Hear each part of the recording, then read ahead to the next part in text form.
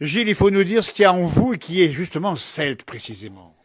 Eh ben, tout simplement, je suis né sur cette terre et tous mes ancêtres sont nés sur cette terre. On a au moins 23 générations de protas dans cette famille, dans cette maison-là. Cette maison-là a été construite par mes ancêtres et j'aime bien dire qu'ils ont ramassé peut-être plus de cailloux dans la terre qu'il en a fallu pour construire la pyramide d'Égypte de Khéops. Sauf que la pyramide d'Égypte n'a jamais servi à rien, tandis que cette maison sert encore. Et les cailloux qu'on a enlevés dans la terre servent à cultiver, à avoir une production agricole et ça c'est très très important.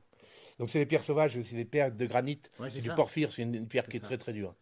Et donc à Solonie, on sait qu'il y avait une communauté donc de Néandertal qui est très très ancienne et il y avait déjà une organisation à cause de l'eau, à cause de l'eau potable. C'est-à-dire qu'il y avait sur cette colline une doline, c'est-à-dire c'est une petite grotte dans laquelle il y a de l'eau potable dans le fond, et les gens se sont rassemblés autour de cette eau potable. Ça va être les grands enjeux de demain, c'est-à-dire que c'est pas qu'il n'y aura pas d'eau potable, parce que la quantité d'eau sur la planète ne varie pas. Elle s'évapore, elle revient sur le sol. Mais le problème, c'est que l'eau est de plus en plus polluée. Elle est polluée parce que des gens ont abusé de leur pouvoir, notamment en utilisant des pesticides. Vous connaissez cette polémique avec les néonicotinoïdes, Bien le sûr. fipronil, qu'on a utilisé beaucoup sur les betteraves, avec le chlordécone sur les bananes. Et on arrive à plus avoir d'eau vraiment potable. Et ça, c'est très très grave. Pareil pour les cosmétiques, pour les médicaments, pour les produits sanitaires qui se retrouvent forcément dans l'eau, donc dans le verre. Ça, c'est très très mauvais. Et on ne sait pas comment s'en débarrasser. Et donc, ça va être la problématique de demain. Donc, les gens, à cette époque-là, les Celtes, respectaient la nature, tout ce qui était en lien avec la nature. C'était leur seul souci. Parce qu'ils savaient que leur vie était liée à la nature. Et là, on a réussi, en 50 ans, à détruire peut-être 50 millions de savoir-faire sur la planète. C'est très, très grave. Et si on compte que l'extinction des dinosaures a duré, mettons, 20 000 ans, l'extinction de l'homme va peut-être durer 100 ans. C'est la sixième destruction de la planète. Mais rassurez-vous, tous ne mourront pas. Il va toujours en rester. Et donc, il va repartir à notre foyer, une autre organisation sociale. Et ce qui est grave, c'est que les gens en sont conscients. Les gens, ils savent le mal qu'ils produisent. C'est par exemple les avions. C'est des grands bateaux de croisière de 19 étages. Et on sait bien que tout le monde ne peut pas rouler en vélo, mais on a peut-être dépassé toutes les limites. Et c'est surtout aussi l'extraction de l'énergie fossile, où on extrait du pétrole, du charbon, du gaz, bien plus qu'il n'en faudrait. Et ce qui est grave, c'est qu'il y a à peine 10% des gens de l'humanité, du peuple, des humains qui sont sur la planète, qui en profitent. On est capable de faire le tour de la Terre en 24 heures, mais la moitié de la population sur la planète ne dispose pas d'eau potable, et souffrent de malnutrition qui engendre des maladies. Et quand on est capable d'être conscient des conneries pareilles, c'est-à-dire Elon Musk, Thomas Pesquet, vous avez entendu pas Thomas Pesquet, il est allé 6 mois dans l'atmosphère en naviguant 4 fois plus vite que la vitesse du son, qui est une prouesse technique, ça ne sert absolument à rien. Absolument à rien. Alors que pendant ce temps-là, il y a des femmes qui font 5 kilomètres avec un bidon sur la tête pour aller chercher de l'eau qu'on n'en aurait même pas nous à nos cochons. Donc il y a quand même un vrai problème de société, il y a un problème historique de direction, les gens qui nous dirigent sont devenus fous. Et dans la communauté celte, on savait ça.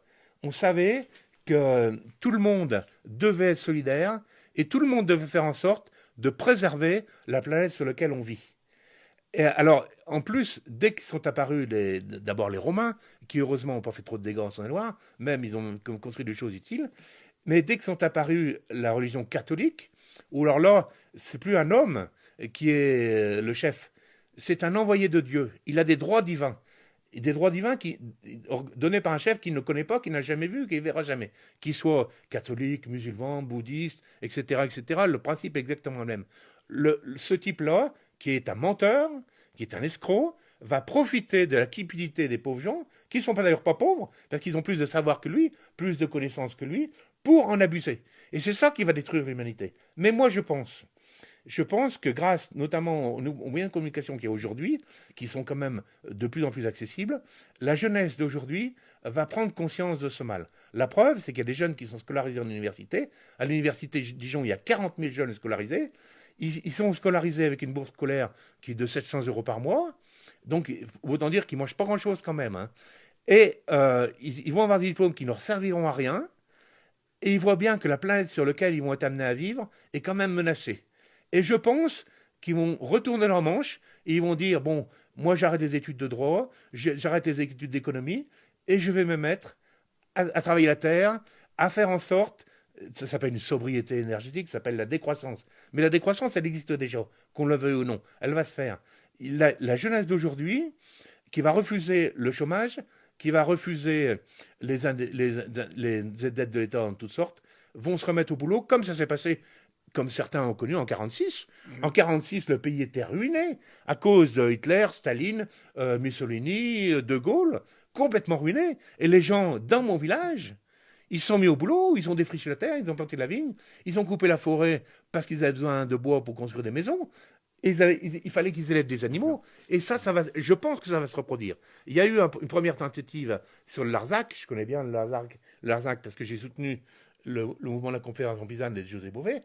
Et ces gens-là sont en général des hippies. À l'époque, sont arrivés en 70 sur cette terre du Larzac qui était en friche. Hein. L'hameau de Montredon sur lequel vit encore José Bové était complètement en ruine.